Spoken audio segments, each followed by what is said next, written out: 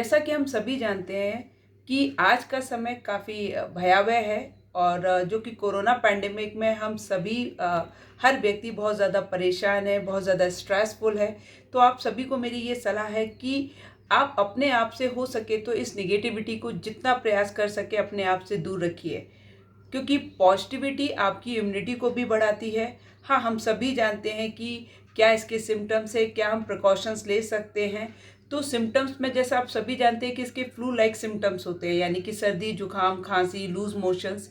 ये सारे सिम्टम्स में आप इनिशियली समझ सकते हैं कि हाँ, हो सकता है कि मुझे ये कोरोना संक्रमण हो चुका हो।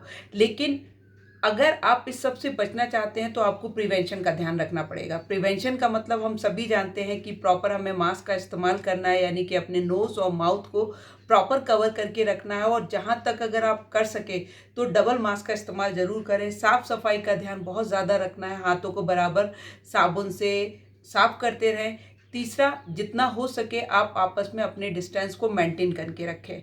अब एक ज़रूरी सवाल जो कि अक्सर प्रेग्नेंट महिलाओं को या महिलाओं को जानकारी चाहिए होती है कि वैक्सीनेशन के बारे में। हम सभी जानते हैं कि अगर हम कोरोना की चेन को ब्रेक करना चाहते हैं तो सबके लिए सबसे ज़रूरी है वैक्सीनेशन और आइसोलेशन, यानी कि हम सभी को वैक्सीनेटेड होना बहुत ज़्यादा ज़रूरी है।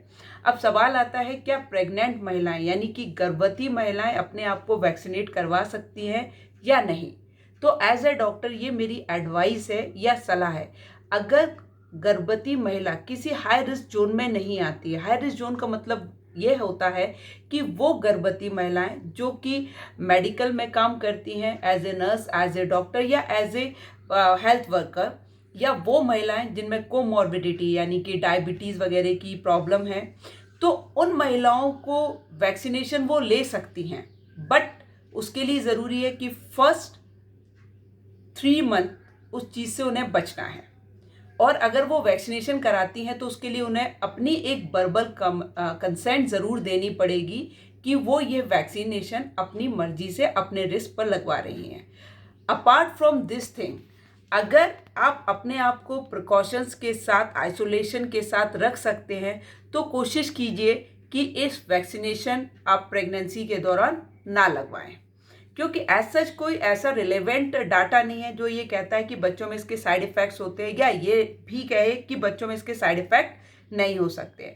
तो प्रिकॉशन के तौर पर अगर आप अपने सावधानी के साथ अपने आप को बचा सकती हैं तो वैक्सीनेशन ना लगवाएं during the pregnancy, except high risk zone group वाले महिलाओं को छोड़कर।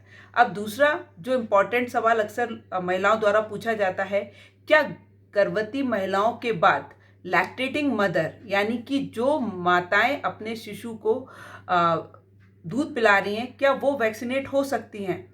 तो उसका जवाब भी यही है कि अगर आप इनिशियल 6 मंथ में वैक्सीनेशन के लिए हाई रिस्क जोन की महिलाएं नहीं हैं तो आप अपने वैक्सीनेशन को अवॉइड करें। और यदि किसी कारणवश आप हाई रिस्क ग्रुप में आते हैं, यानी कि वही जो मेडिकल हेल्थ वर्कर हैं या जिनमें कोमॉर्बिडिटी की संभावना बहुत ज़्यादा होती है, तो वो अगर वैक्सीनेटेड होती हैं तो एज सच वैक्सीनेशन का कोई भी साइड इफ़ेक्ट आपके शिशु पर नहीं पड़ता है। इवन एंटीबॉडी उसमें भी ट्रांसफ़र हो जाता है। लेकिन अगर ज़रूरी ना हो तो प्रेग्नेंट महिलाएं और लैक्टेटिंग मदर्स वैक्सीनेशंस को अवॉइड करें। और वो महिलाएं जो कि हाई रिस्क ग्रुप में है, यानी कि वो महिलाएं जो हेल्थ वर्कर हैं, लेकिन अगर उन्हें किसी भी प्रकार से एलर्जी है किसी चीज़ से, या वैक्सीन की फर्स्ट डोज से उन्हें एलर्जी हुई है, या किसी भी प्रकार की दिक्कत महसूस कर रहे हैं, तो फिर वो वैक्सीनेशन से प्रेगनेंसी और लैक्टेटिंग फेज़ में वो भी अपने आप को बचाव से रखें, क्योंकि इसका प्रिकॉशन ज़रूरी नहीं है कि कोरोना आगे आकर आपको इन्फेक्टेड करेगा, क्योंकि ये हम सभी जानते हैं कोरोना उन्हीं व्यक्तियों को ज़्यादा होता है जिनकी कहीं ना कहीं कोई लूज पॉइंट रह जाता है, यानी कि वो अपने प्रिकॉशंस में किसी भी प्रकार से कमी कर देते हैं तो उनके कोरोना के संक्रमण के चांसेस बढ़ जाते हैं। घबराइए नहीं, स्टे होम, स्टे सेफ।